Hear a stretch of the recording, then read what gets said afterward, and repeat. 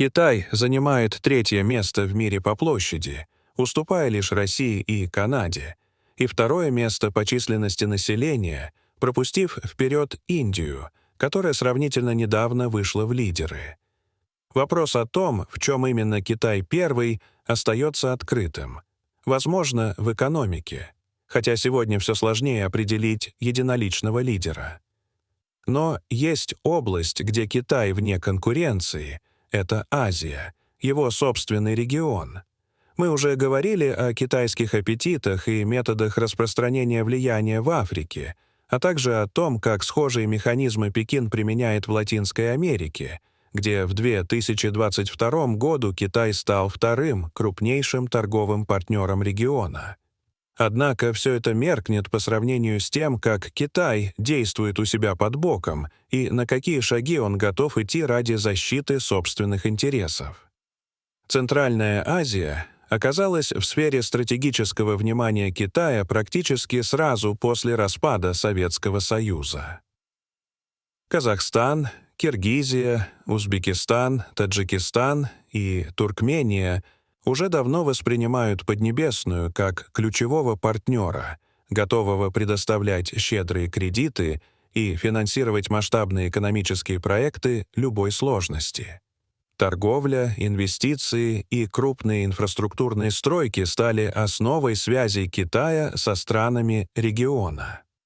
Как крупнейший в мире потребитель нефти, газа и множества других ресурсов, Пекин прекрасно осознает энергетическую ценность Центральной Азии, богатой полезными ископаемыми.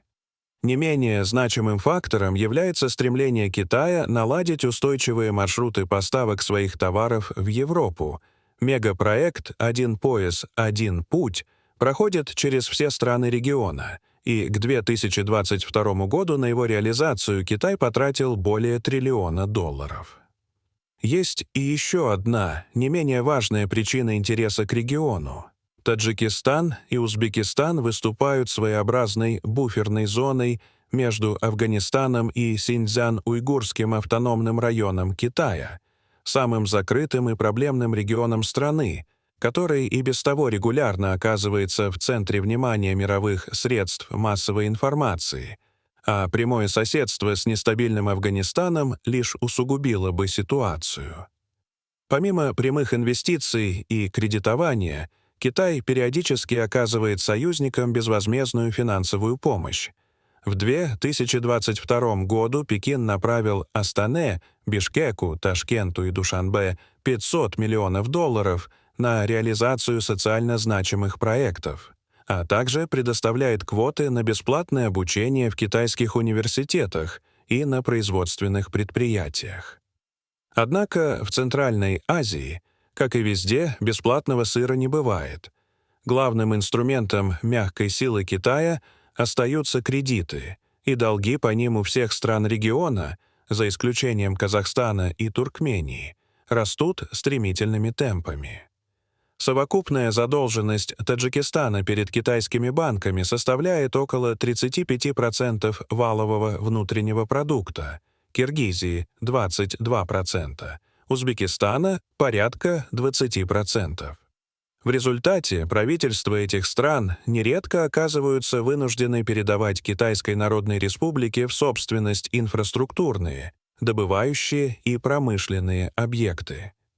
Так, в 2021 году президент Киргизии Садыр Жапаров прямо заявлял, что при отсутствии новых источников финансирования страна может быть вынуждена передать Китаю крупную теплоэлектростанцию и несколько стратегически важных автодорог. В Таджикистане китайские компании контролируют около 80% предприятий по добыче золота, а в 2011 году республика передала Китайской Народной Республике примерно 1000 квадратных километров территории в рамках нового пограничного соглашения. Этот участок, расположенный в горах Памира, составлял около 1% площади страны и был назван властями Таджикистана дипломатической победой, с чем местное население вряд ли согласилось бы.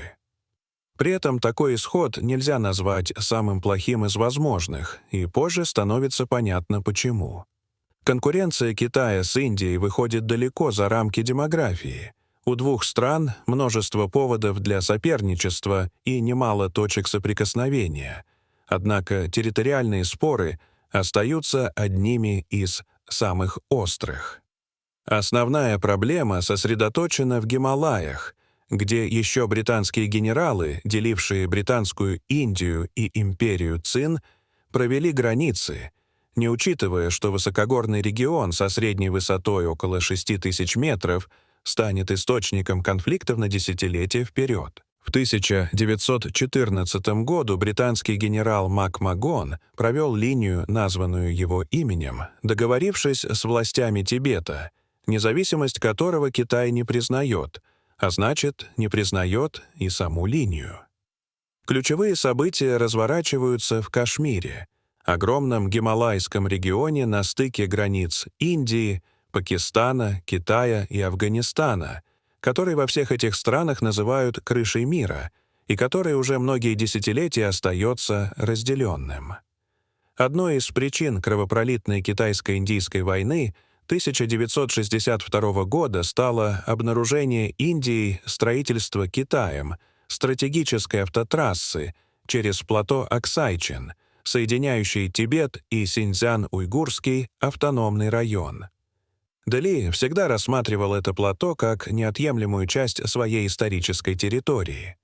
В августе 2019 года Индия лишила Кашмир автономии и создала новую федеральную территорию Ладах, включив в ее состав и Аксайчин, что немедленно вызвало резкую реакцию Пекина. В 2020 году на этом же плато произошло еще одно, крайне необычное столкновение. Около 50 индийских и порядка 300 китайских военнослужащих, словно по негласной договоренности, не использовали огнестрельное оружие, и бой больше напоминал массовую уличную драку или средневековое побоище. Стороны сошлись в рукопашную, используя арматуру, кастеты, дубинки с колючей проволокой и камни. Погибли не менее 20 индийских солдат. С китайской стороны также были убиты и раненые. При этом многие индийцы погибли, пытаясь спастись и прыгая в ледяные воды реки Галван, протекающей на высоте почти 4,5 километра. 10 индийских пограничников были взяты в плен, но впоследствии освобождены после переговоров. Схватка началась после того, как индийские военные сожгли обнаруженные ими китайские палатки в районе, где, по мнению Дели, китайцам находиться было нельзя. Примечательно, что глобальный китайский проект «Один пояс, один путь» практически обходит Индию стороной, а попытки наладить диалог между двумя державами наталкиваются на фундаментальное расхождение взглядов. Китай не воспринимает Индию как равноправного партнера, считая, что она живет на своей волне. Южно-Китайское море является еще одним ключевым узлом регионального противостояния. Ежегодный товарооборот, проходящий через него, оценивается примерно в $3,5 триллиона, что составляет около 1/3 всех мировых морских перевозок. Недра моря потенциально богаты нефтью и газом, а многие районы отличаются высокими рыбопромысловыми ресурсами, поэтому неудивительно, что здесь пересекаются интересы сразу 7 государств. Однако именно Китай действует наиболее напористо, не только оспаривая морские границы соседей, но и стремясь установить собственную гегемонию. Территориальные претензии Пекина опираются на неоднозначную карту 1940 года с так называемой «линией 9 пунктиров», которая охватывает около 90% акватории Южно-Китайского моря и простирается на 2000 километров от материкового Китая, что вызывает резкое неприятие прибрежных государств. Долгое время конфликт оставался в основном дипломатическим, но в 2013 году Китай приступил к активному освоению спорных территорий, прежде всего островов Спратли, на которые также претендуют Филиппины, Вьетнам, Малайзия и Тайвань. К 2016 году Китай намыл около 3000 гектаров суши и, несмотря на решение Международного суда в пользу Филиппин, разместил на островах военные объекты, включая военно-морские базы, системы противовоздушной и противоракетной обороны, аэродромы, порты и радиолокационные станции. При этом береговая охрана Китайской Народной Республики на невоенных судах мягко, но настойчиво демонстрирует фактический контроль над акваторией. Этот морской коридор жизненно важен не только для Китая, но и для Индии, Японии и Австралии, для которых любые перебои в судоходстве будут иметь катастрофические последствия. Дополнительное значение имеют Парасельские острова, расположенные к юго-востоку от Хайнаня и оспариваемые Китаем, Вьетнамом и Тайванем. Они служат защитным щитом для острова, где базируется китайский подводный ядерный флот, а контроль над ними в сочетании с Хайнанем дает возможность в случае конфликта фактически рассечь Вьетнам надвое. Китай постепенно укрепляет позиции, контролируя несколько островов и разместив крупную военную базу на острове Вуди. Захват в 2012 году отмели Скарборо у берегов Филиппин стал еще одним стратегическим успехом Пекина, показав ограниченность американской поддержки союзников и позволив Китаю получить ключ к выходу в Тихий океан через первую цепь островов. Южно-Китайское море остается ареной противостояния Китая и Соединенных Штатов, поскольку значительная часть китайского товарооборота проходит именно здесь, и его блокировка нанесла бы удар по экономике Китайской Народной Республики, хотя одновременно пострадали бы и Соединенные Штаты, тесно связанные с китайским импортом. Вьетнамские отношения с Китаем отличаются особой сложностью и многослойностью. От древней зависимости и тысячелетнего подчинения через войны, идеологическую близость и конфликты времен Холодной войны до нынешнего всеобъемлющего стратегического партнерства, за внешней формальностью которого скрываются глубокие противоречия, территориальные споры и экономический дисбаланс в пользу Пекина. Австралия, в свою очередь, рассматривает рост китайского влияния в Тихоокеанском регионе как прямую угрозу и делает ставку на союз с Соединенными Штатами, предоставляя им стратегическую инфраструктуру и выступая активным противовесом китайским инвестициям и инициативам, несмотря на то, что Китай остается ее крупнейшим торговым партнером.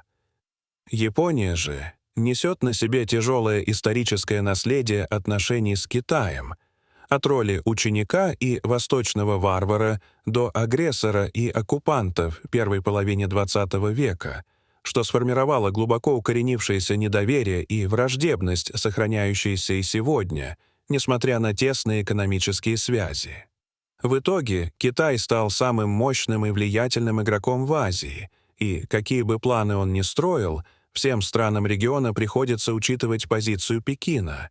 При этом в ближайшей перспективе серьезных изменений этого баланса сил ожидать не приходится. Дорогие зрители, что вы думаете об этой истории? Расскажите, пожалуйста, в комментариях. А если вам понравилось это видео, то ставьте лайк и подписывайтесь на наш канал. До свидания.